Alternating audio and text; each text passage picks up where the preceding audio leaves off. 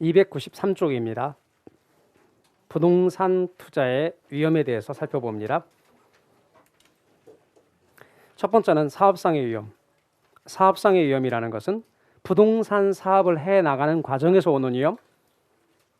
그래서 부동산 업 혹은 부동산 사업 자체에서 연유하는 위험을 가리켜서 사업상의 위험이라 그러고요. 거기에는 세 가지가 있는데 제일 첫 번째가 시장 위험, 두 번째가 운영 위험, 세 번째가 위치적 위험이 있습니다. 시장 위험이라고 하는 것은 시장 상황의 변동에서부터 오는 위험, 수요와 공급의 변동, 수요는 많은데 공급이 부족하다든지 경기 변동, 끊임없이 경기는 변동해 좋았다 나빴다를 항상 반복하는 거예요. 그 다음에 인플레이션의 심화라든가 이자율의 변화, 이런 것들이 시장 상황의 변동으로 인해서 투자자에게 위험을 가중시키는 거예요. 사업상의 위험. 운영 위험이라고 하는 것은 사무실의 관리라든가 근로자의 파업이라든가 영업 경비의 변동과 같이 부동산 운영과 관련하여 야기되는 위험을 운영 위험이라고 그럽니다. 갑작스럽게 영업 경비가 올라가거나 근로자가 파업을 하거나 사무실 관리에 어려움이 나타나거나. 세 번째 위치적 위험이란 위치의 고정성에서부터 오는 위험입니다. 위치의 고정성으로 인해 사업상 안게 되는 위험을 위치적 위험이다, 이렇게 말합니다. 그래서 여러분께서는 시장 위험, 운영 위험, 위치적 위험.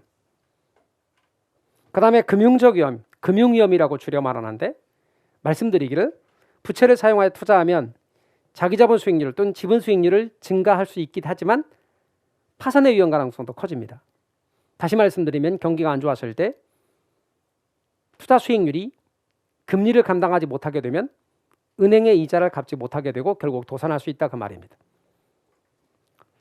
그래서 투자 금액 전액을 내 돈으로 투자했다면, 전액 100% 자기 자본으로 투자했다면 금융 위험은 나타나지 않습니다. 전액 내 돈으로 투자했기 때문에 이자가 없죠. 그 대신 지렛대 효과도 나타나지 않습니다. 그 다음 법적 위험입니다.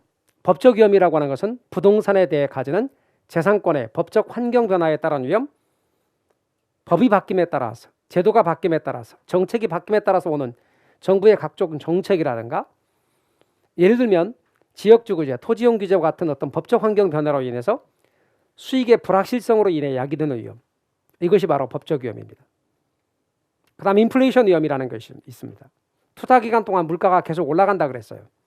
그럼 투자 기간 동안 인플레이션으로 인해 물가가 상승하게 되면 구매력이 줄어든다 그랬죠. 그럼 10,000원 가지고 10개 살 수 있었던 것을 5개밖에 못 사는 구매력이 하락하는 위험, 인플레이션 위험. 그런데 부동산에 투자하게 되면 이런 인플레이션 위험에 관한 측면들을 좀 더 막을 수가 있다 그랬죠. 그래서 인플레이션 위험은 구매력 하락 위험이지만 부동산에 투자하게 되면 인플레이션 해지로 말미암아 어느 정도 인플레이션 위험을 커버할 수 있게 된다. 인플레이션 위험의 의미를 알아두십시오. 유동성 위험이란 돈이 묶이는 위험입니다. 한마디로 돈이 묶이는 위험을 유동성 위험이라 그러는데 1억을 가지고 어떤 부동산을 샀습니다. 그러면 이제 돈이 1억이란 돈이 부동산에 묶이는 거예요. 내가 그 부동산 가지고 바로 현금화할 수 있으면 좋은데 경기가 안 좋아지면 현금화가 어렵다 그랬어요. 현금화가 어려우니까 내 돈의 경우는 계속 거기에 묶이는 거죠. 현금화 시키고 싶으면 할 수 없이 1,000만 원 손해보고 바꿨다. 누가 봐도 1억짜리를 9천만 원과 바꿨다. 혹은 8천만 원과 바꿨다면 손해보고 바꿨죠. 그런 것까지 다 싸잡아서 유동성 위험의 범주에 들어갑니다. 유동성 위험이란 한마디로 말하면 돈이 묶이는 위험. 금융기관이 대출을 했습니다. 1억씩 100명에게 100억을 대출했는데 융자기간이 10년입니다. 원칙적으로 돈이 10년간 묶이죠. 그러니까 금융기관은 대출과 동시에 유동성 위험이 따라오게 됩니다. 용어 알아두시고요. 부동산 투자의 수익률입니다. 제가 아까 말씀드리기를 투자의 수익률은 분모가 투자액이고 분자가 수익이라 그랬어요. 투자액을 투하자본 이렇게 말해도 돼요. 그래서 분모가 투하자본이고 이게 투자액, 분자는 수익, 투자액분의 수익 곱하기 100, 이걸 투자 수익률. 기본적으로 투자액이 1억 원이고 수익이 1,000만 원이라 친다면 수익률은 말할 것도 없이 1억분의 1,000만 원 곱하기 100 하기 때문에 10%가 됩니다. 근데 아무 말 없이 이렇게 수익률이라고 말하면 이 수익률은 전부 다 기대 수익률을 가리키는 겁니다. 아무런 부연 없이 수익률이다, 이렇게 말하면 기대 수익률을 가리킵니다. 그래서 수익률의 종류 3가지. 먼저는 요구 수익률, 두 번째 기대 수익률, 세 번째 실현 수익률이 있는데 아무런 부연 없이 수익률은 전부 뭐라고 그랬어요? 기대 수익률이라고 그랬어요. 그리고 아까 우리 앞에서 기대 수익률 계산에 대해서 이야기했어요. 수익을 측정하는 척도가 기대 수익률이에요. 기대 수익률이 높은 놈이 수익이 높다고 보면 돼요. 그럼 요구 수익률은 뭐냐?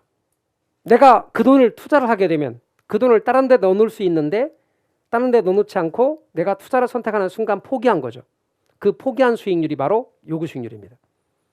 그러면 은행에 돈을 넣으면 4%를 합시다. 그런데 그 돈 1억을 은행에 넣지 않고 투자를 합니다. 그러면 이 투자에서 적어도 얼마 이상 나와줘야 나는 투자하겠습니까? 4% 나와야죠. 왜냐하면 은행에 넣으면 4%인 걸 그걸 포기하고 내가 투자한 거니까. 이때 4%는 투자의 기회비용에 해당됩니다. 이 투자의 기회비용을 투자를 결정하게 돼 요구하는 최소한의 수익률이라는 뜻에서 요구 수익률이라고 합니다. 그래서 이제 그 개념을 이야기해 봅시다. 1억을 갖고 있습니다. 언제냐면 2022년 2월 7일입니다. 이날 갑이란 사람은 A라는 은행을 찾아간 거죠. 그래서 은행한테 묻기를 야 이거 너한테 맡길 텐데 1년 후에 얼마 줄래? 그랬더니 은행이 말하기를 네가 1년 후에 오면 2023년 2월 7일 날 오면 우리 여기 은행의 정기예금 이자율이 4%거든. 그러니까 4%를 줄게. 이렇게 말한답시다. 갑은 이게 마음에 들지 않아서 투자를 결정하기로 한답시다. 여기다 투자를 하기 위해서는 최소 몇 %는 나와야 투자하겠냐 말이죠. 4%입니다. 투자를 결정하기 위해 요구되는 수익률 이 상황에서 요구 수익률은 4%가 된다 그 말입니다. 얘를 요구 수익률이라 그럽니다. 그 투자 대상에 투자를 하는 이유는 적어도 이거보다는 많이 나올 거라고 생각하니까 투자할 거 아닙니까? 그럼 예상 수익이 얼마인가 봤더니 2023년에 1억 1천이 나올 것 같습니다. 그러면 투자를 할 겁니다. 이때 요구 수익률은 말씀드린 것처럼 투자에 대한 위험이 주어졌을 때 투자자가 대상 부동산에 투자를 결정하기 위해 보장돼야 될 최소한의 수익률입니다. 최대한의 수익률이 아닙니다. 최소한의 수익률입니다. 최소한 4% 이상은 돼야 된다. 그런데 이건 갑이 결정한 게 아닙니다. 외부에서 주어지었죠. 그래서 외부 수익률임 동시에 필수 수익률이고 반드시 투자 결정의 필수 수익률이고 투자의 기회비용입니다. 따라서 필수 수익률이다. 외부 수익률이다. 투자의 기회비용이다. 이렇게 말합니다. 갑은 여기다 투자하기로 했대요. 예상 수익이 얼마냐면 1년 후에 1억 1천이래요. 1억 1천 정도 예상되면 지금 1억 투자해서 1억 1천이 될 거니까 얼마 번 거죠? 1천만 원 버는 거야. 따라서 10%죠. 이걸 뭐라고 한다? 기대 수익률이라고 합니다. 원칙적으로 기대 수익률은 아까 공부한 것처럼 이렇게 해야 됩니다. 내년도 경기가 호황일 때 추정 수익률 곱하기 호황이 될 확률, 불황일 때 추정 수익률 곱하기 불황이 될 확률. 내년도 100% 호황이 될 것 같다. 그러면 추정 수익률이 10%다. 그럼 10% 바로 할 수 있어요. 어쨌거나 기대 수익률을 구하는 것에 대해서는 우리가 공식을 이번 기본 강좌에서 강조하지 않았으니 넘어가시고 여하튼 기대 수익률이라는 개념이 있다. 이거는 뭐다? 예상 수익률이다. 그 투자 대상의 예상 수익률이고 이 안에서 구했으니까 내부 수익률이 된다. 따라서 투자 대상으로부터 투자로 인해 기대되는 예상 수익률이고 내부 수익률이다. 따라서 여러분께서는 이 시점에서 투자를 결정하는 시점이 2022년 2월 7일인데 두 개를 비교합니다. 기대 수익률하고 요구 수익률을 비교합니다. 기대 수익률이 크면 투자를 채택하고 요구 수익률이 크면 투자를 하지 않습니다. 투자가 딱 이루어지고 나서 지났습니다. 2023년 2월 7일이 됐는데 뚜껑을 딱 열어봤거든요. 근데 실제로 10%가 달성될 때 그 10%를 실현 수익률이라 불러요. 이때는 2022년 2월 7일은 사전이거든요. 그러니까 사전 수익률인데 2023년 2월 7일은 지났죠? 사후 수익률입니다. 실현 수익률은 실제 수익률이고 사후 수익률이다. 따라서 얘는 사후 수익률이 됩니다. 실제 수익률이고 지나야 알 수 있습니다. 그러므로 여러분이 유념할 건 아무런 부연 없이 수익률을 그러면 전부 얘를 말하는 거예요. 그리고 투자의 결정의 기준이 되는 수익률은 요구 수익률인 거예요. 투자할 땐 이 두 가지만 갖고 투자해요. 이건 지나야 알 수 있어요. 투자가 잘 됐는지 결과적으로 잘 안 됐는지 투자 성과를 알 때 필요한 수익률이에요. 그래서 앞으로 아무런 부연 없이 수익률은 무조건 기대 수익률이고 얘는 투자의 기회비용이기 때문에 중요한 거다. 그래서 앞으로 여러분 투자의 기회비용인 요구 수익률은 되게 중요한 개념으로 다가올 거예요. 다만 이 상황은 너무 극단적인 거예요. 왜? 돈을 은행에만 돈 넣는 것밖에 없다고 지금 가정하고 있으니까 현실적이지 않아. 위험이 하나도 없는 상황을 가정하고 있는 거예요. 그러니까 좀 이따가 이걸 현실화시키기로 하고 일단 넘어가겠습니다. 기대 수익률과 요구 수익률의 관계를 살피겠습니다. 기대 수익률이 요구 수익률보다 크대. 이러면 투자해요? 안 해요? 투자해요. 이런 경우는 투자를 늘려요. 투자를 많이 한다는 말의 뜻은 투자 목적의 수요가 늘어난다는 뜻이에요. 그러니까 부동산의 가격은 어떻게 된다? 올라간다 그런 얘기예요. 부동산 가격이 올라간다. 부동산 가치가 올라간다. 그럼 부동산 가격, 부동산 가치가 올라가면 1억이던 놈이 1억 1천이 됐다. 그러면 기대 수익률이 어떻게 될까? 올라갈까요? 떨어질까요? 여기서 많은 사람들이 올라갈 거라고 생각해요. 아니에요. 1억이던 놈이 1억 1천이 되면 좋은 거 아닙니까? 그런데 제가 아까 뭐라고 그랬어요? 샀다고 그랬어요? 아직 안 샀다 그랬어요? 아직 안 샀는데 1억 1천이 된 거야. 그럼 내가 그 전에 샀으면 얼마에 샀는데? 1억에 샀어. 1,000만 원 수익이 날 텐데 지금 1억 1천이 됐다는 뜻이에요. 따라서 결과적으로 기대 수익률이 어떻게 된다? 떨어지게 돼. 여러분 원래 1억이었을 때 1,000만 원에 1억이었을 때 1,000만 원의 수익이 나온다면 1억 주고 내가 산다면 그때는 수익률이 10%였습니다. 그런데 1억 1천으로 올라가면요. 1억 1천으로 올라가면 거기서 수익이 1,000만 원 나오면 따라서 곱하기 주면 약 9%로 떨어져. 내가 1억 주고 샀을 때는 1,000만 원이 나오면 10%인데 1억 1천 주고 샀을 때 1,000만 원이면 약 9%로 떨어진다고. 기대 수익률은 떨어져요. 떨어져서 어디까지 떨어지느냐? 요구 수익률과 같아질 때까지 떨어져요. 그럼 기대 수익률과 요구 수익률의 관계에서 기대 수익률이 요구 수익률보다 작으면 이러면 투자는 어떻게 되고? 줄어들어요. 투자가 줄어들게 되고 부동산의 가치가 떨어지게 돼. 1억이던 놈이 9천으로 떨어진다는 얘기예요. 그러면 옛날엔 1억 투자해서 1,000만 원인데 지금 9천 투자해서 1,000만 원이니까 기대 수익률이 올라가는 거거든요. 예를 들면 1억에 1,000만 원 곱하기 100 하면 10%였는데 이게 9천으로 떨어지면 난 9천만 투자하고도 1,000만 원 나오니까 약 11%로 늘어나요. 그래서 기대 수익률이 올라가는 거다 그 말이에요.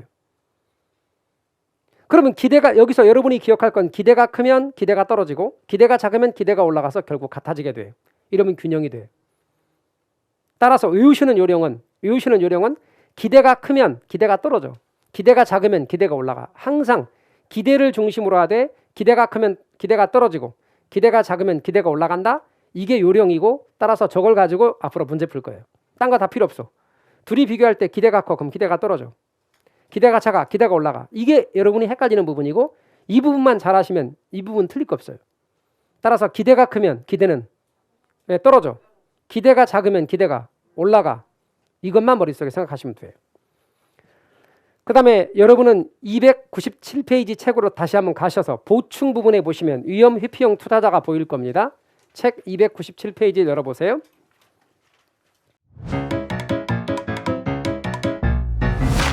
에듀윌 유료 회원만의 명품 교수 서비스.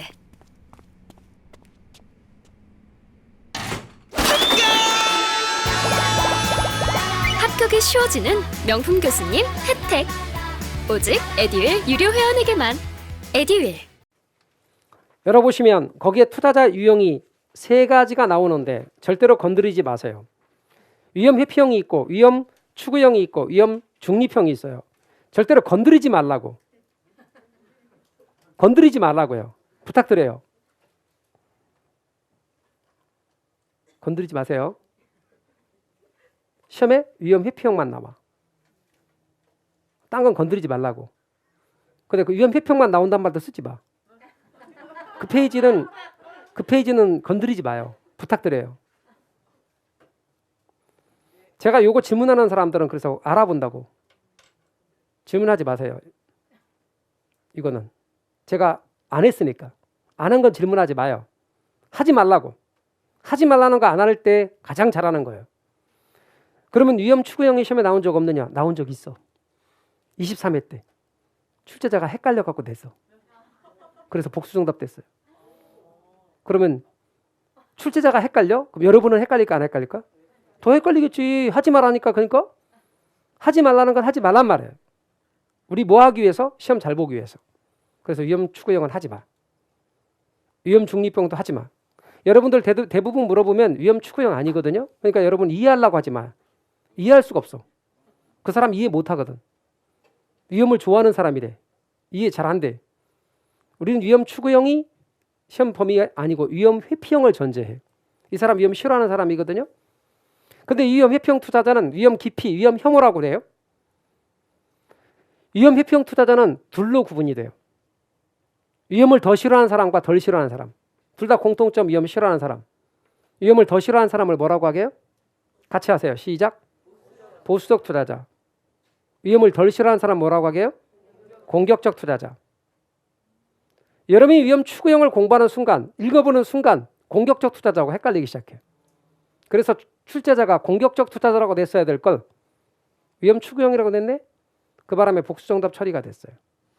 그러니까 여러분이 하지 마요. 2년 전인가 3년 전인가 제가 또 똑같이 말했거든요. 어떤 분이 읽어보지 마시라고 그랬는데 책에 건들지도 마시라고 했는데 저는 원래 꼼꼼히 공부하는 스타일이라 읽어봤어요. 그런데 너무너무 헷갈리네요. 그렇게 하고 질문병이 넣었더라고. 이씨 하지마 아셨죠? 하지마. 그래서 그렇게 질문 올리시면 점만 제가 질문의 답에 점만 딱 하고 답변 드릴 거예요. 아셨죠? 혹시라도 아셨죠? 왜 답변 없이 점만 올라왔지? 할 말 없음 그런 뜻이에요. 다시 한번 말씀드립니다. 누차 말씀드렸어요. 추구형과 중립형은 하지 마라. 위험 회피형만 하는데 위험을 더 싫어하는 사람을 뭐라고 부른다? 그렇죠. 보수적 투자자. 더 좋아하는 위험을 덜 싫어하는 사람은 공격적 투자자. 다시 위험을 싫어하는 사람을 뭐라고 부르고 위험을 좋아하는 사람은 아니라니까. 위험을 좋아하는 사람은 하지 않았다니까. 걘 이상한 사람이라니까. 다시 둘 다 뭐라고 그래요? 위험을 싫어하는 사람이라고. 근데 더 싫어하는 사람이 그렇죠. 덜 싫어하는 사람이 절대 이 사람은 위험 좋아하는 사람 아니에요. 덜 싫어하는 사람이야. 이 사람하고 비교할 때 절대 이 사람하고 비교해야지 떼면 안 돼. 둘이 비교하면서 말하는 거야 항상. 왜요? 갑돌이, 을돌이, 병돌이가 있어. 근데 셋 중에서 갑돌이가 위험을 제일 싫어해. 그 다음에 을돌이, 병돌이가 제일 덜 싫어하네. 그럼 갑돌이하고 을돌이를 비교하잖아요. 갑돌이가 보수적, 을돌이가 공격적이야. 근데 을돌이보다 병돌이가 덜 싫어한다고 했죠. 그럼 을돌이가 보수적이고 병돌이는 공격적이야. 이렇게 상대적인 거야 항상. 제 말 이해가 되셨죠? 말뜻 이해가 되셨어요? 네. 진짜죠? 갑시다. 그러면 위험 회피형 투자자를 전제합시다. 기대 수익률이 둘이 똑같대. A하고 B하고. 그런데 위험은 A가 더 작대. 그러면 사람들은 A를 선택할까? B를 선택할까? A를 선택하죠. 위험이 작은 쪽을 선택합니다. 그럴 때 우리는 위험 회피적 또는 위험 회피형 투자자라고 말합니다. 근데 위험 회피형 투자자는 모든 위험을 감수하려고 하지 않는다. 이러면 안 돼. 위험 회피형 투자자도 두 가지 위험은 감수해. 첫 번째는 회피할 수 없는 위험, 피할 수 없는 위험은 감수해. 이건 피할 수가 없으니까. 두 번째 대가가 주어지는 위험은 감수해. 감수할 만한 유인책이 있는 위험, 대가가 주어지는 위험. 그만한 대가가 주어지는 위험도 감수해. 다시 한번 합니다. 위험 회피형 투자자가 감수하는 위험 두 가지입니다. 첫 번째요. 회피할 수 없는 위험, 피할 수 없는 위험입니다. 두 번째요. 감수할 만한 유인책이 있는 위험, 대가가 주어지는 위험입니다. 이 두 가지 위험은 감수한다. 그 다음 위험 회피형 투자자는 무슨 투자자와 무슨 투자자로 구분한다? 보수적 투자자와 공격적 투자자로 구분한다. 그런데 동일한 위험 증가에 대해 따져보겠습니다. 여러분. 요 빌딩이 있는데 요 25층이요. 총 30층짜리 빌딩이거든요. 그런데 비전문가인 여러분에게 이렇게 제안을 누군가 한답시다. 30층 옥상에 올라가서 밧줄로 이렇게 내려서 오로지 밧줄 하나에만 내 몸을 묶고 오늘 같은 날씨에 요 빌딩의 네 면의 유리창을 닦아달라. 유리창 닦는 교육은 30분 받아야 되고 총 걸리는 소요 시간은 1시간 정도 예상될 것 같습니다. 총 1시간 30분이면 여러분에게 100만 원을 줄게 라고 제안했답시다. 할게요 안 할래요? 해 안 해? 보통 안 하지. 근데 돈이 궁하면 할 수도 있겠죠. 그죠? 네. 그런데 500만 원 줄게. 이렇게 했답시다. 그러면 얘기가 좀 달라지겠죠. 1시간 만에 500만 원? 생각을 해보겠는데 제 말 이해가 되셨죠? 그럼 제가 임의대로 이 사람이 갑은 하겠대. 이렇게 하겠대. 을은 이렇게 하겠대. 그러면 누가 위험을 더 싫어하게? 갑이 위험을 더 싫어해요? 을이 위험을 더 싫어해요? 다시 100만 원 주니까 갑은 하겠대.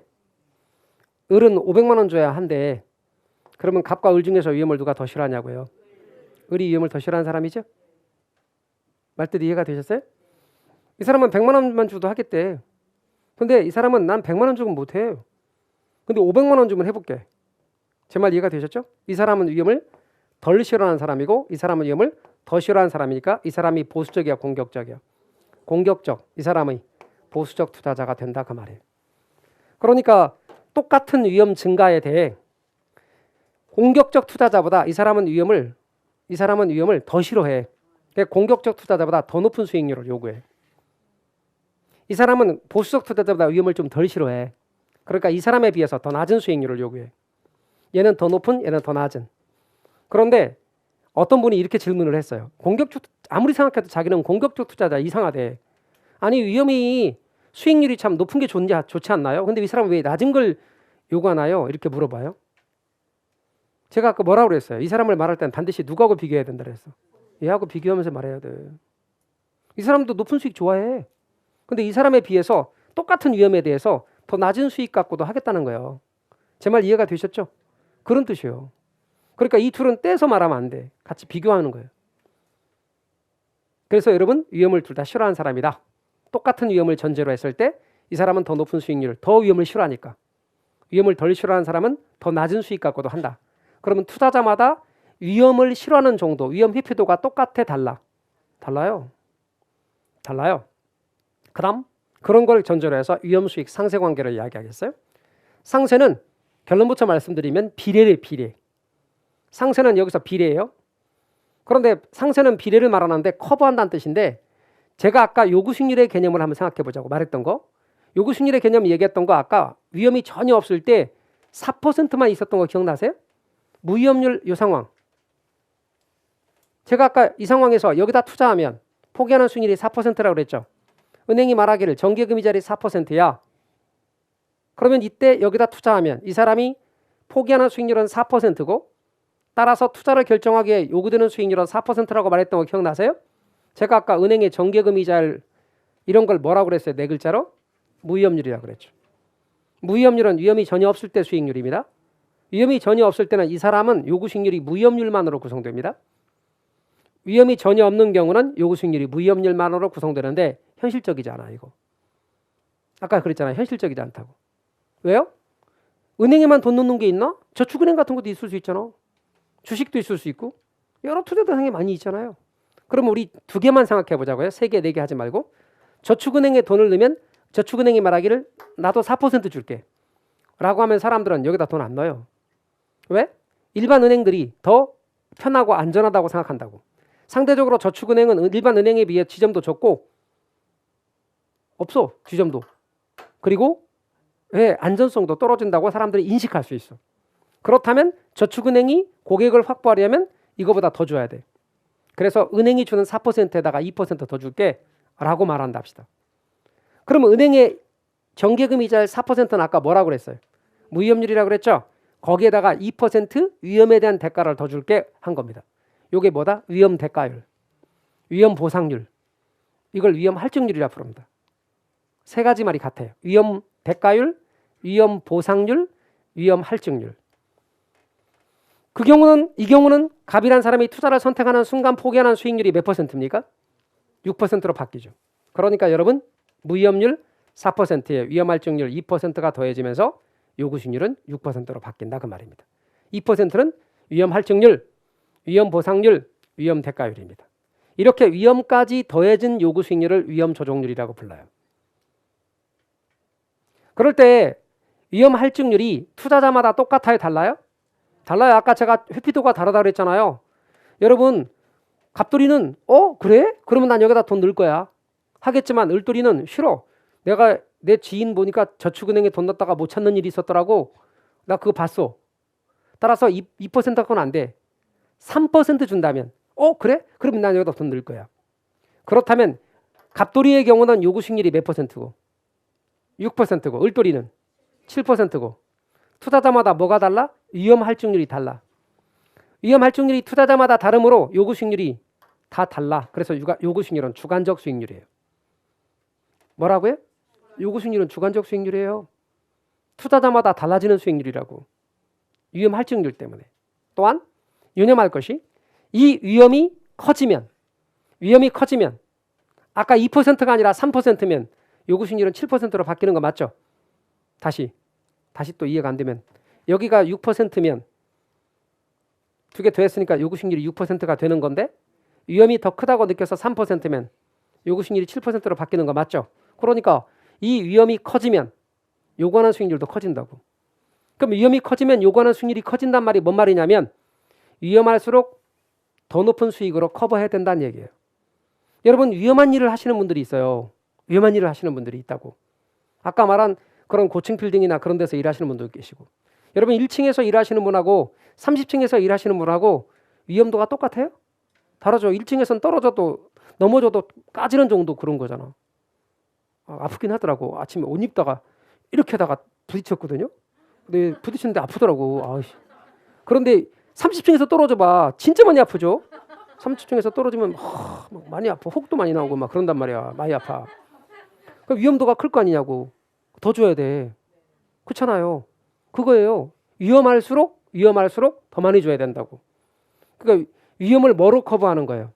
수익으로 커버하는 거예요. 누차 말했지만 커버가 아니고 카바 아시죠? 카바하는 거야.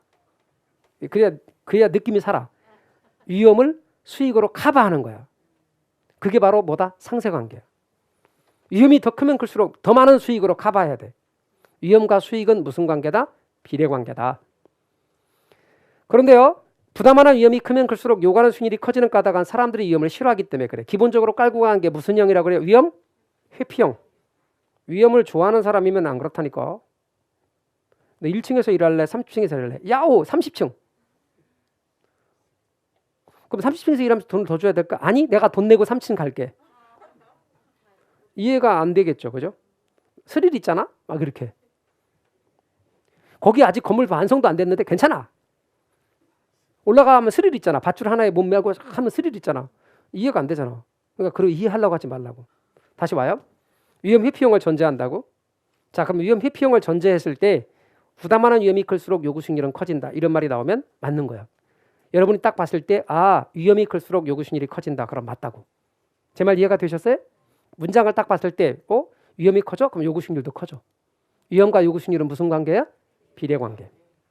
그다음 무위험률에 대해서 좀 전에 아까 이야기했는데 무위험률이란 현재 내가 소비를 희생한 대가, 그러니까 1,000만 원을 내가 지금 쓰지 않고 1년 후에 쓰는 대가, 은행의 정기예금 이자 같은 거, 말하자면 시간에 대한 단순 비용, 1년으로 미루는 것에 대한 대가.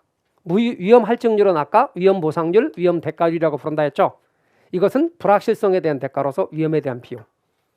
이 두 가지로 구성됐을 때 위험 조정률. 근데 말이죠. 어빙 피셔라는 학자가 이렇게 말합니다.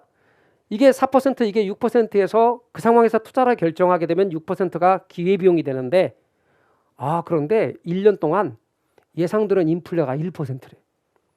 1% 인플레가 예상이 될 거라면 이것도 커버해 줘야 된다는 거지. 다시 말하면 6%에다가 1% 인플레가 예상되면 그것까지 커버해서 7% 정도 수익이 나와야 투자하는 거지. 그만큼도 안 나오면 인플레만큼 수익률이 낮아지게 되는 거죠. 다시 말씀드리면 인플레까지 커버해 줘야 된다는 얘기예요.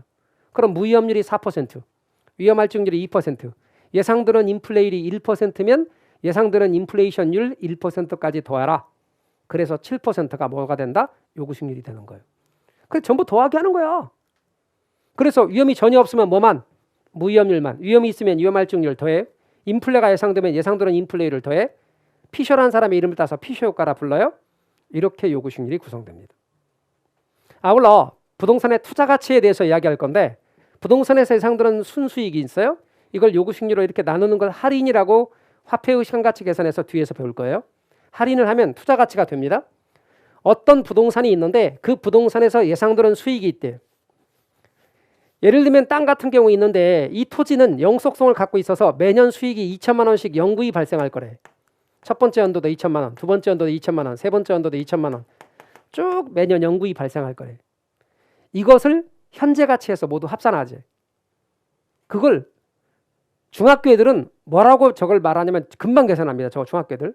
무한등비급수의 합이라 그래. 무한등비급수의 합. 근데 이 무한등비급수 합을 공식을 제가 말하고 풀어내면 여러분들은 눈빛이 마식하기 시작하면서 저런 거 안 하려고 그래. 그러니까 우리는 시험에 나오지도 않는 이런 얘기 하지 마요. 그럼 결론부터 일단 이야기해요. 그걸 구하면 매년 2천만 원씩 영구히 발생할 때는 위에 있는 금액이 똑같아. 그리고 거기에 할인율 내지는 이자율인데 이때 할인율로 주로 뭘 쓰냐면 투자의 기회비용인 요구 수익률을 써. 따라서 요구 수익률이 10%로 주어졌다. 이렇게 10%로 나눠. 그러면 2억 원 이렇게 구해지는 거예요.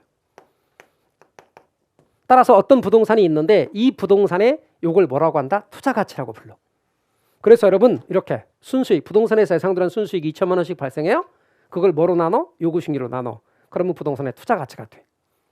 그러니까 여러분은 부동산의 투자 가치란 부동산에 투자함으로써 예상되는 미래의 편익을 현재 가치로 할인율로 요구식리를 쓰는데 이 요구식리를 할인해서 투자 가치를 구합니다. 이렇게 구하는 이 논리가 우리 부동산학개론에서 여러분이 기억해야 할 파트가 3개가 나오는데 우리 지대와 지가의 관계에서 지대를 이자율로 나눠주면 지가가 된다. 기억나세요? 그게 똑같은 논리야. 이거하고. 그 다음에 감정평가로 가면 순수익을 환원이율로 나누면 수익가액이 된다. 이런 논리를 3개를 배워. 세월 배우는데 우리가 똑같아. 원리가 똑같단 말이에요. 그래서 여러분은 순수익 나누기 요구수익률 하면 투자 가치가 된다. 그리고 이걸 화폐의 시간 가치를 좀씩 공부하기 시작하면 좀 더 잘 이해가 되니까 2단계에서 더 이상 깊이 있게 들어가지 마시고 넘어가셔요. 그런데 이 중에서 수학과이시거나 이공계열이신 분은 무한등급수합 계산할지 아실 거예요. 초항이 2천만 원, 공비가 얼마, 그리고 거기에 아시다시피 곱해주면 무한등급수합으로 계산하면 값을 구할 수 있습니다. 할인율이 10%. 그걸 금방 구할 수 있어요. 그런데 현재 가치 할 때는 할인율이 10%가 이렇게 하나하나 현재 가치 해야 된다고 이렇게. 2년 거잖아. 3년 거잖아. 그래서 모두 합산. 그러면 초항이야. 공비는 1 플러스 0.1에 1. 0.1분의 1. 그래서 계산하면 이 값이 나온다고 실제로. 그러나 아까 말씀드린 것처럼 그런 식 모르시는 분들은 전혀 신경 쓰지 마시라고. 이것만 알면 된다고 그냥. 그래서 제가 말씀드리고 싶은 게 뭐냐면 어떤 것을 우리가 공부할 때 개념을 100% 이해할 수는 없어요. 왜냐하면 시험에 안 나오는 그걸 설명하기 위해서 배경 지식을 설명하는데 지금부터 제가 무한등급수합의 공식을 이야기하겠어요. 왜냐하면 이걸 이해하기 위해서 그렇게 갈 필요가 없다고. 시험에 안 나오는 그런 짓을 왜 하냐고. 그러다 보니까 안 했으니까 이 식이 어떻게 유도됐는지 나는 이해도가 한 50%밖에 안 돼. 그래도 문제 푸는데 지장이 없다니까. 그런 거 의문 갖지 말라고요. 제 말 이해가 되셨죠? 그거 쓸데없는 거 하지 말자고. 그래서 앞으로 순수익 나누기 요구식률. 그런데 제가 이론 강의 때 심화 때는 한번 풀어보기는 해. 왜냐면 신경 쓰지 마세요. 그냥 보세요 하고 풀어보긴 한다고. 그런데 그냥 여러분은 넘어가셔도 아무 지장이 없어. 시험에 나오지도 않아. 그런 건. 자, 순수익 나누기 요구식률. 이건 기억하셔야 됩니다.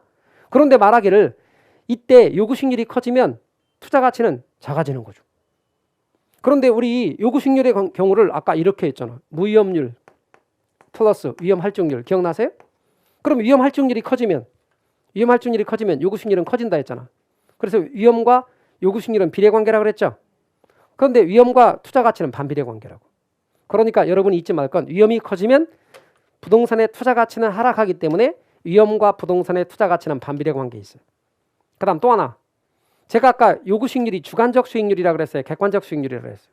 주관적 수익률. 그러니까 당연히 요구수익률이 주관적 수익률이므로 투자 가치도 주관적 가치야. 그러면 여러분은 투자 가치가 주관적 가치라고 그랬네요. 그러면 아까 방금 요거 계산해서 2억 원이 투자 가치란 말이에요. 이놈을 계산했는데 2천만 원 나누기 요구수익률에서 투자 가치가 계산했더니 어떻게 나왔냐면 2천만 원 나누기 0.1 해서 2억 원으로 나왔다고 해봐요. 요게 갑돌이의 이 부동산의 투자 가치예요. 그런데 얘의 시장 가치를 구하고 싶은 거예요. 시장 가치는 어떻게 한다 그랬어요? 시장에서 객관적 가치야. 그럼 시장에 가보는 거지. 갔더니 갑이 가도 1억이고 을이 가도 1억이고 병이 가도 1억이다. 우리 처음 할 때 부동산 1억으로 시작했잖아요. 그거 1억이래. 그럼 이건 시장 가치. 그럼 시장 가치는 아까 주관적 가치라고 그랬어요? 객관적 가치라고 그랬어요? 객관적 가치. 투자 가치는 주관적 가치. 투자 가치가 시장 가치보다 크면 투자하지. 그러나 투자 가치가 시장 가치보다 작으면 투자할 이유가 없죠. 그러면 투자를 하기 위한 최소한의 조건은 적어도 투자 가치가 시장 가치보다 크거나 같아야 돼요. 그래야 투자를 채택한다 그 말이에요. 투자 가치가 시장 가치보다 크다는 말은 기대 수익률이 요구 수익률보다 크다는 말하고 통해요. 투자 가치가 시장 가치보다 작다는 말은 기대 수익률이 요구 수익률보다 작다는 말하고 통하단 말이죠. 그래서 여러분은 시장 가치는 객관적 가치고 투자 가치는 주관적 가치다. 아무리 유명하시더라도 저랑 공부 스타일이 안 맞으면 그냥 안 맞더라고요. 애들 유료 회원이면 교수님들을 고를 수 있으니까 과목별로 나만의 드림팀을 만든 느낌? 저랑 꼭 맞는 교수님을 선택할 수 있었던 게 합격 비법이었던 것 같아요. 그 다음 민감도 분석이라는 말로 가봐요. 301페이지. 301페이지. 기본서 301페이지. 위험을 통제하는 방법 가운데 민감도 분석이라는 게 있는데 이 민감도 분석이라는 게 뭐냐? 위험 요소가 변화함에 따라서 투자 결과치가 어떠한 영향을 받는가를 분석하는 건데요. 여러분 이렇게요. 임대형 부동산을 샀거든요. 1억 주고. 근데 임대형 부동산의 투자 수익률에 영향을 미치는 것들이 어떤 게 있을까? 예컨대 임대료. 예상 임대료가 올라가면 투자 수익률이 올라가겠지. 그래서 예상 임대료를 10% 올렸더니 투자 수익률은 몇 퍼센트 늘어날까? 따져보는 겁니다. 영업경비. 영업경비가 비용이니까 경비가 올라가면 영업경비가 올라가면 투자 수익률이 줄겠죠. 그럼 영업경비가 10% 늘면 투자 수익률은 몇 퍼센트가 줄까를 따져보는 거예요. 공실률. 공실률이 늘어나면 투자 수익률이 줄겠지. 따라서 공실률이 10% 늘면 투자 수익률이 몇 퍼센트 주는지 따져보는 거예요. 이렇게 위험 요소가 변함에 따라서 투자 결과치인 투자 수익률이 어떻게 변하는지를 따져보는 것, 그런 걸 민감도 분석이라 그래요. 민감도와 똑같은 말이 감흥도. 따라서 민감도 분석, 감흥도 분석 이렇게 말합니다. 여러분은 민감도 분석이라는 개념에 대해서 들어봤다. 이 정도로 족합니다. 심화 때 또 이야기를 하겠습니다. 그 다음 포트폴리오 이론으로 가겠습니다.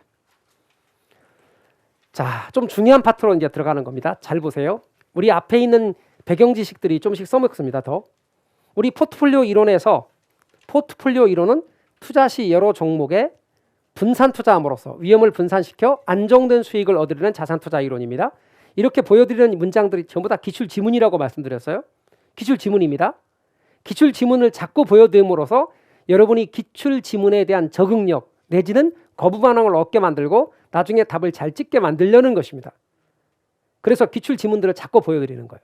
자, 그러면 투자 시 여러 종목에 여러분 한 가지 종목에 투자하는 게 아니라 여러 종목에 분산 투자. 그러니까 상가에만 투자하는 게 아니라 상가, 오피스텔, 아파트 이렇게 나눠 투자하는 거예요. 이걸 분산 투자라 그래. 상가에만 투자하는 건 집중 투자, 소위 몰빵. 그런데 상가, 오피스텔, 아파트로 나눠 투자하면 분산 투자. 위험을 분산하는 거예요. 위험을 분산한다는 말은 분산 투자를 통해서 위험을 줄인다는 얘기예요. 안정된 수익, 높은 수익을 얻으면 제일 좋고 높은 수익이 어렵다면 안정된 수익을 얻고자 하는 거예요. 그러니까 상가, 오피스텔, 아파트 이렇게 분산 투자하고 그래서 위험을 줄이고 따라서 안정된 수익을 얻고자 하는 이론이 바로 포트폴리오 이론 핵심입니다. 부동산의 포트폴리오 구성과 관련해서는 부동산은 포트폴리오 구성이 쉬우냐 어려우냐를 따질 때 부동산은 용도의 다양성과 부동성과 용도의 다양성 이런 특성이 있는데 부동성 때문에 지역별 부분 시장, 용도의 다양성 때문에 유형별 부분 시장이 나타나게 됩니다. 그래서 여러분 지역별로, 용도별로 투자를 할 때 A지역의 부동산에 투자하고 B지역의 부동산도 투자하고 C지역의 부동산도 투자하고 이렇게 나눠서 투자합니다. 지역별로, 용도별로 주거용, 상업용, 공업용으로 나눠서 투자합니다. 그러니까 부동산은 이렇게 지역별, 유형별 분산 투자할 수 있기 때문에 부동성과 용도의 다양성으로 말미암아 부동산은 포트폴리오 구성이 쉽다. 그런데 여러분이 유념할 것은 부동산은 포트폴리오 구성이 쉽다. 이렇게 딱 잘라 말하면 안 됩니다. 부동성과 용도의 다양성으로 말미암아 쉽다. 이건 맞습니다만 부동산은 포트폴리오 구성이 쉽다. 그러면 안 돼요. 왜? 어려운 면이 있거든. 부동산은 비싸. 일단 비싸. 그래서 2억 가지고 포트폴리오 구성하려고 그러면 포트폴리오 구성은커녕 한 개도 못 사. 서울의 명동에 한 평이 2억이 넘어가는 땅도 있거든. 너무 비싸. 나누기도 어려워.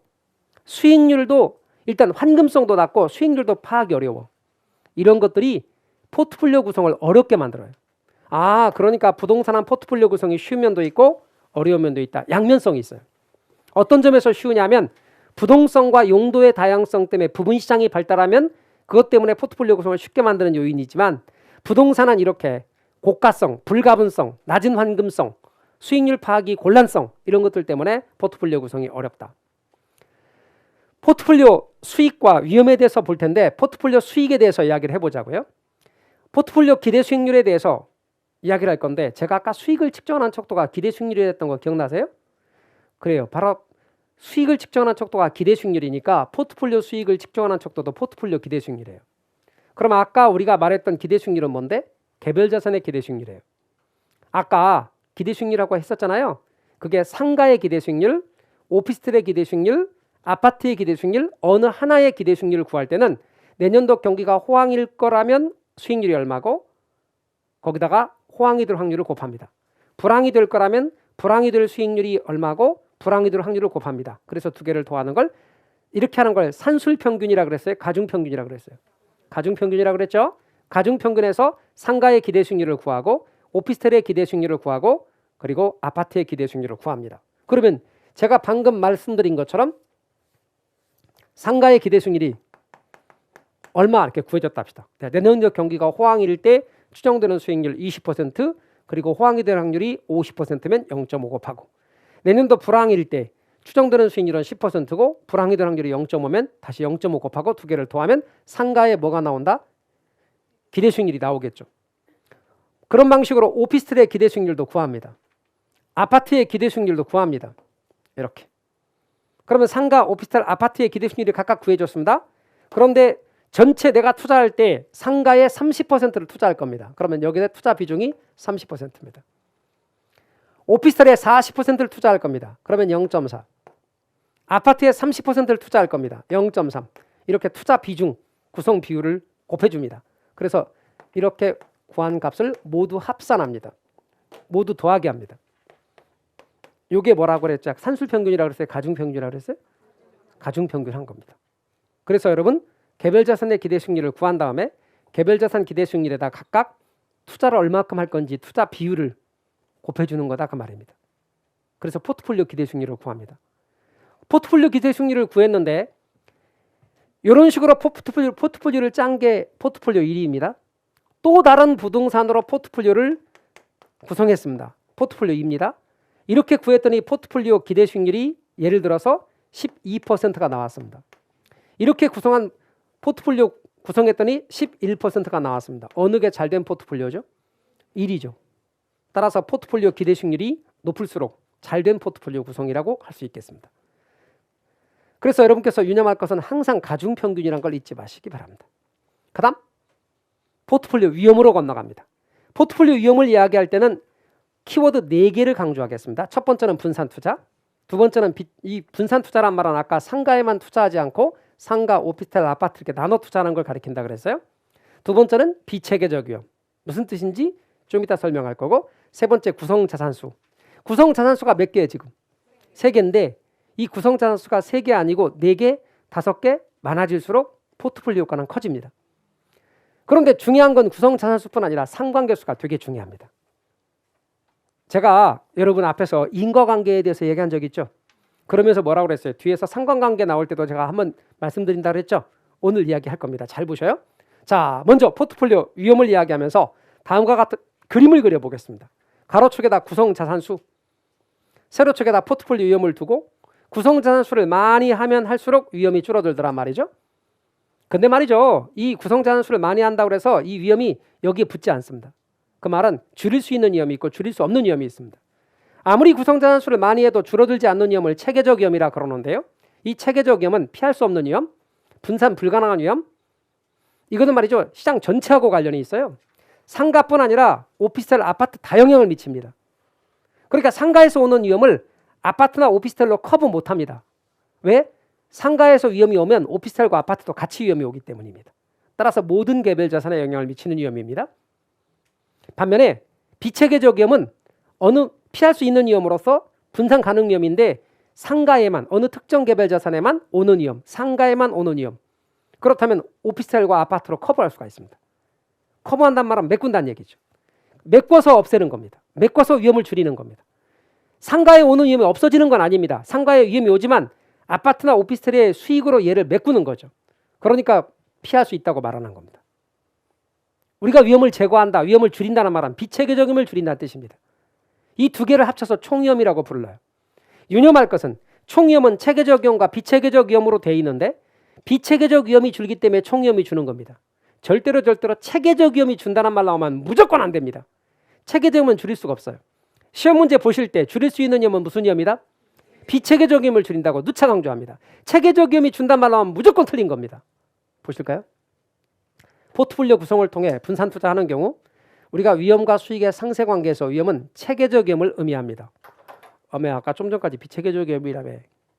이게 그 말 아닙니다. 잘 보시기 바랍니다. 우리 아까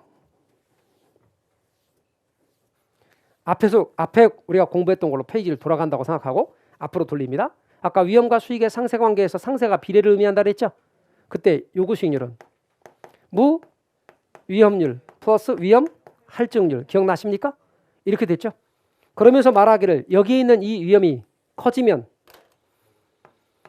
요구 수익률도 커진다 그랬죠? 자, 여기까지 얘기했습니다. 근데 말이죠. 이게 말이죠. 분산 투자하는 경우를 생각해 보자 말이에요. 분산 투자하는 경우는 포트폴리오를 구성한다는 얘기죠. 상가에만 투자하는 게 아니라 상가, 오피스텔, 아파트에 투자한다고 그랬죠. 그렇다면 만약에 상가의 위험, 상가에서 오는 위험, 이 위험을 오피스텔이나 아파트에서의 수익으로 커버할 수 있다 없다? 있다 그랬죠. 다시 말하면 비체계적 위험은 제거할 수 있어 없어? 있죠. 그러면 자, 총위험은 무슨 위험과 무슨 위험의 합이라고 그랬죠? 체계적 위험과 비체계적 위험의 합입니다. 그럼 우리는 아주 단순하게 생각합시다. 포트폴리오 구성을 통해서 비체계적을 100% 제거하기는 어렵지만 그냥 다 제거했다고 쳐. 자, 비체계적이면 다 제거했다고 쳐. 그럼 뭐만 남죠? 그리고 체계적이면 남잖아. 그럼 비체계적이면 포트폴리오 구성을 통해서 줄이면 돼. 근데 줄일 수 없는 위험이 뭐죠? 체계적이면 어떻게 할 거냐고요. 체계적이면 어떻게 할 거냐고. 체계적이면요 줄일 수 없어. 그러니까 대신 어떻게 해야 돼? 돈 줘야 돼. 아까 그랬잖아요. 여러분 25층에서 만약에 떨어졌다고 쳐. 그러면 돈 주면 살아나? 안 되잖아. 그런데도 어때요? 위험수당이라는 걸 주잖아. 그러면서 뭐라고 말해? 그 위험을 수익으로 커버한다고 말하지. 제 말 이해가 되셔요? 따라서 얘는 어떻게 하나고요? 이 위험은 무슨 위험이라고요? 체계적 위험이야. 체계적을 수익으로 커버한다는 얘기예요. 비체계적 위험은 어떻게 하고요? 포트폴리오 구성을 통해서 제거했잖아. 포트폴리오 구성을 통해서 제거했으니까 제거할 수 없는 체계적 위험은 수익으로 커버한다는 뜻이에요. 그러니까 아까 말했던 그 위험은 아까는 이걸 안 배웠으니까 말할 수 없었다고. 그런데 다시 거기로 돌아간다 치면 알고 보면 이 위험은 무슨 위험이다? 그렇죠. 이게 체계적 위험이라는 거야. 천천히 다시 한번 말할게요. 이거 말기 못 알아듣는 분은 여기서 말할 때는 아까 비체계적 위험을 줄인다더니 왜 여기서는 체계적 위험이라고 하나요? 제가 체계적 위험을 줄인다는 얘기가 아니라 비체계적 위험을 줄인다고요. 그러면 줄이고 나서 남는 위험은 뭐만 남아? 그래, 체계적 위험 남아. 그럼 얘 어떻게 할 거냐고. 얘는 줄일 순 없어. 그 대신 수익으로 커버해 줘야 돼. 그래서 위험과 수익의 상세 관계에서 이 위험을 수익으로 커버한다는 말의 뜻은 바로 체계적 위험이란 뜻이야. 이 체계적 위험은 수익으로 커버해 준다 그 말이에요. 다시 한 번만 더 말합니다. 포트폴리오 구성을 통해서 위험은 두 가지가 있는데 체계적 위험과 비체계적 위험이 있는데 포트폴리오 구성을 통해서 무슨 위험은 제거한다? 비체계적 위험은 제거한다. 현실적으로 100% 제거할 수는 없지만 우리 계산상 이론상으로 100% 제거했다고 치자. 그럼 남은 위험은 뭐밖에 없다? 체계적 위험밖에 없다. 이건 어떻게 할 거냐? 수익으로 커버해 줘야 된다. 따라서 위험과 수익의 상세 관계에서 위험은 체계적 위험을 의미하는 거다. 제 말 이해가 되셨어요? 자, 이해가 됐지만 저는 믿을 수 없기 때문에 다음에 심화해서 또 하고 문제풀이반에 또 하고 계속 반복할 겁니다. 그다음 포트폴리오 효과. 아까 조금 전에 말하기를 분산 투자 효과는 포트폴리오를 구성하는 투자 자산의 종목의 수를 늘릴수록 무슨 위험이 준다고? 앞으로 감소하는 건 비체계적 위험이야. 줄일 수 없는 위험은 체계적 위험이고 줄일 수 없기 때문에 얘는 수익으로 커버하는 거고 얘는 줄이는 거야. 감소한다 말로 하면 절대로 비체계적 위험을 감소하는 거지. 그래서 전체 위험이 주는 거예요.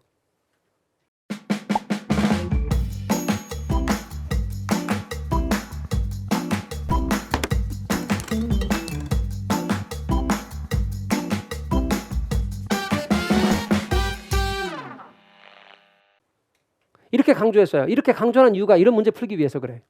봐봐요. 분산 투자 효과는 포트폴리오를 구성하는 투자 자산의 종목의 수를 늘릴수록 무슨 위험이 준다고? 감소인데 체계적이면 이렇게 나오면 돼 안 돼? 안 된다고.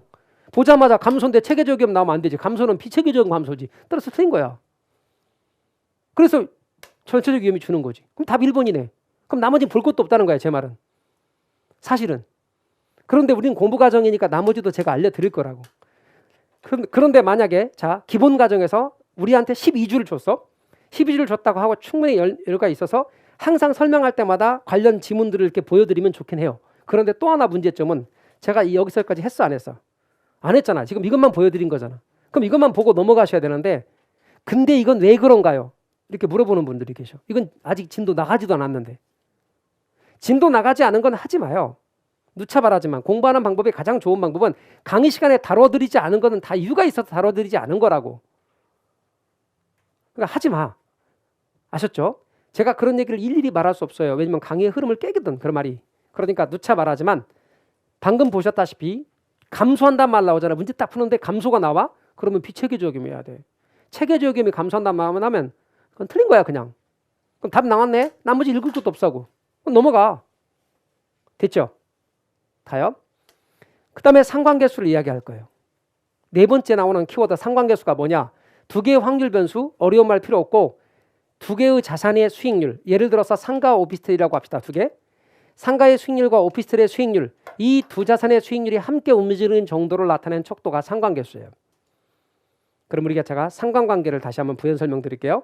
지금부터는 책에 나와있지도 않고 프린트도 없고 그냥 여러분에게 개념 설명하기 위한 거니까 편한 마음으로 보셔요. 절대로 설명을 위한 PPT를 다 주세요. 그런 거 하지 마요. 제발 부탁드려요. 그냥 여러분에게 편하게 설명을 드리려고 제가 이렇게 생각해서 어떤 것들은 예를 들어 놓고 막 한 것도 많아. 그러니까 편하게 생각하세요. 자, 지금부터 하는 얘기. 상관계수는 마이너스 1에서 플러스 1 값을 갖는데 상관관계가 뭘 의미하는지 제가 이야기해 볼게요. 상관관계예요. 인과관계하고 헷갈리면 안 돼요. 상관관계는 둘 중 어느 한쪽이 변화하면 다른 쪽도 따라서 변하는 관계를 말해요. A하고 B가 있다고 해. A가 변하면 B도 변해. 그런데 이때 여러분이 절대 오해하지 말아야 될 게 A가 변하면 B가 변한다 할 때 A가 원인이 아니야. B가 결과가 아니고 원인 결과 관계는 인과관계거든. 근데 얘는 원인 결과 관계가 아니고 A가 변하면 B가 변한다. 이 말은 B가 변하면 A가 변한다. 이렇게 볼 수도 있어요. 제 말 이해가 되셨어요? 그래서 여러분이 진짜 자주 헷갈리는 게 상관관계와 인과관계를 헷갈려. 가격이 올라가면 수익량이 준다 할 때 가격이 올라가면 원인이고 수익량이 준다는 결과라고. 걔는 상관관계가 아니라. 그런데 다시 시장에서 수익량이 늘어나면 많이 사니까 가격이 올라간다. 시장에서 수익량이 는다가 원인이고 가격이 올라간다 결과라고. 그러니까 둘은 원인과 결과 관계가 완전히 다른 거라고. 근데 얘는 원인 결과 관계가 아니고 상관관계로서 둘 간의 원인 결과 관계가 성립하지 않아. 그러면 A가 변했는데 B도 변하더라. A가 증가했는데 B도 증가하더라. 그 말은 B도 증가하는데 A가 증가한다고 해석할 수도 있어. 원인 결과가 아니기 때문에. 그럼 더 구체적으로 말해보자면 말이에요. 서로 관련성이 클수록 둘의 관련성이 클수록 숫자를 크게 표시해. 숫자를 크게 표시하는데 마이너스 1에서 1 사이 값을 가져. 그럼 0.8 마이너스 0.8 방향만 다를 뿐이지 숫자가 큰 숫자네. 그럼 관련성이 크다는 뜻이에요. 양의 관련성이 클수록 플러스 1에 가깝고 음의 관련성이 클수록 마이너스 1에 가까워요. 양의 관련성이란 얘가 증가할 때도 증가해요. 또 얘가 증가할 때가 증가해. 양의 관련성 같은 방향이네. 근데 음의 관련성이란 얘가 증가할 때가 감소해. 거꾸로 할게요. 얘가 증가할 때가 감소해. 음의 관련성이라 그래. 이런 관련성 정도가 클수록 1에 가까워. 마이너스 1에 가깝고. 상관관계가 인과관계를 말하는 게 아니라는 걸 잊지 마세요. 예를 들을게요. 제가 이해를 위해서 키하고 몸무게의 상관관계를 보려는 거지. 그럼 이제 키와 몸무게 간의 상관관계가 플러스 0.8이라고 해봐요. 구했는데 어떻게 구하는지 중요하지 않아요. 0.8이라고 하면 키와 몸무게 간에 서로 관련되어 있는 정도가 0.8만큼 양으로 관련되어 있다 그 말이에요. 이거 해석해 볼게요. 해석이요. 키가 큰 사람일수록 몸무게가 많이 나갈 가능성이 있다고 해석할 수 있어요. 그러면 이걸 원인 결과로 착각하네. 이거 이렇게만 말하면 키가 크면 몸무게가 많이 나간다 이런 뜻이 아니야. 키하고 몸무게하고 상관관계가 키가 큰 사람일수록 몸무게가 많이 나갈 가능성이 있다 이렇게 해석할 수도 있지만 거꾸로 해석할 수 있어요. 같은 방향이니까 몸무게가 많이 나가는 사람일수록 키가 클 가능성이 있다라고 해석할 수도 있어. 제 말 이해가 되셨어요? 중요한 건 방향만 이야기하는 거지 원인 결과 관계가 아니야. 그럼 제가 만약에 이렇게 할게요. 키하고 몸무게 간의 상관관계가 마이너스 0.8이래요. 그러면 키와 몸무게 간에 서로 관련되는 정도가 마이너스 0.8만큼 음으로 관련이 돼 있어요. 그 말은 반대란 뜻이야. 해석해 볼까요? 키가 큰 사람일수록 몸무게가 적게 나갈 가능성이 있다. 이렇게 해석할 수 있어. 거꾸로 말할까요? 몸무게가 적게 나가는 사람일수록 키가 클 가능성이 있다. 이렇게 해석할 수 있다고. 만약에 구했는데 마이너스 0.8이 나오면 그러면 대개는 플러스가 나올 가능성이 많거든요. 키가 큰 사람이 몸무게가 많이 나갈 가능성이 있는데 키는 안 큰데 좀 더 뚱뚱하면 몸무게가 많이 나갈 수도 있거든. 그러니까 키와 몸무게와의 상관관계는 양으로 관련이 있을 뿐이지 그게 원인이고 결과는 아니라는 거예요. 제 말 이해가 되셨어요? 좋아요. 그렇다면 제가 이제 상관관계를 그쯤 이야기하고 돌아와서 이제 포트폴리오의 상관관계를 이야기를 해볼 거예요. 자, 여기다가 여러분의 이해를 위해서 상가하고 오피스텔의 경우를 이야기해보자 그 말이에요. 두 가지. 상가하고 오피스텔. 상관관계. 수익률이 발생했는데 여기가 마이너스 10%예요. 수익률이. 그런데 얘가 마이너스 10%야. 얘가 플러스 10%야. 그런데 얘가 플러스 10%야. 그러면 얘의 수익률이 움직이는 방향이 같은 방향이에요? 반대 방향이에요? 같은 방향이에요. 그래서 이럴 때 양의 상관관계를 갖는다고 말해요. 양의 상관관계를 갖는다 이렇게 말해요.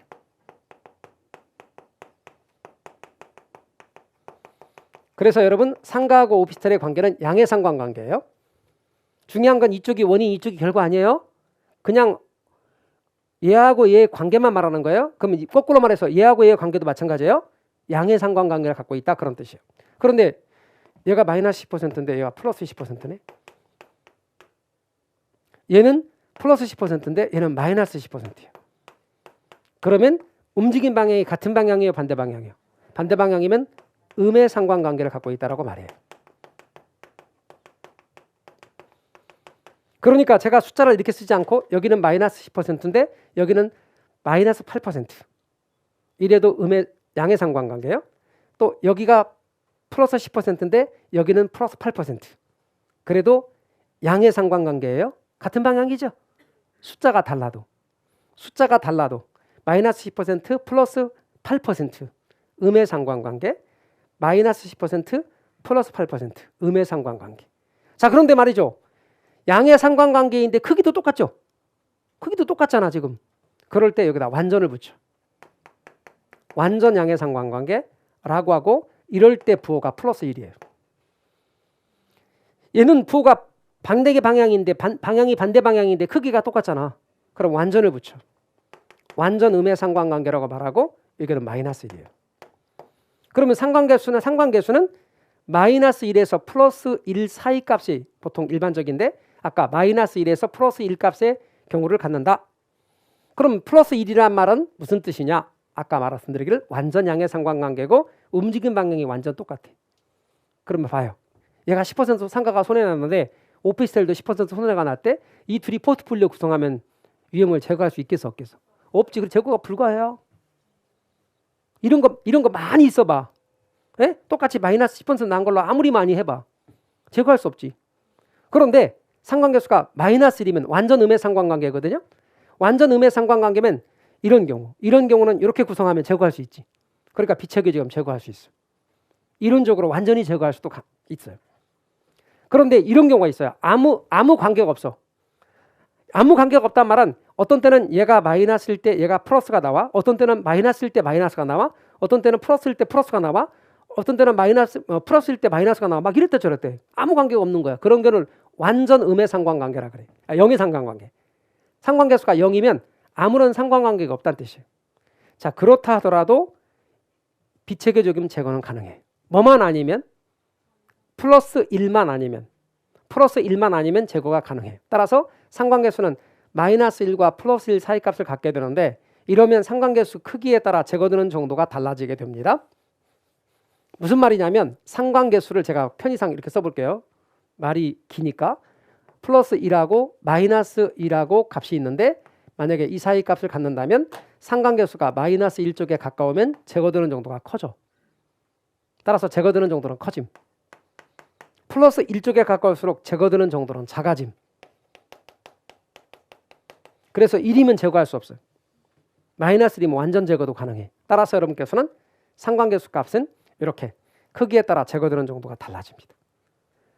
결국 상관계수가 플러스 1 값을 갖는 경우를 제외하면 구성자산수를 많이 하여 포트폴리오를 구성한다면 비체계적 위험을 감소시킬 수 있다.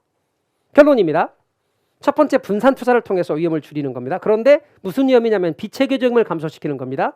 그럴 때 구성자산수가 많을수록 좋긴 한데 반드시 상관계수가 음의 값을 갖도록 포트폴리오를 구성하는 게 좋습니다. 그래서 제가 4가지 말했습니다. 분산 투자, 비체계적 위험, 구성자산수, 상관계수.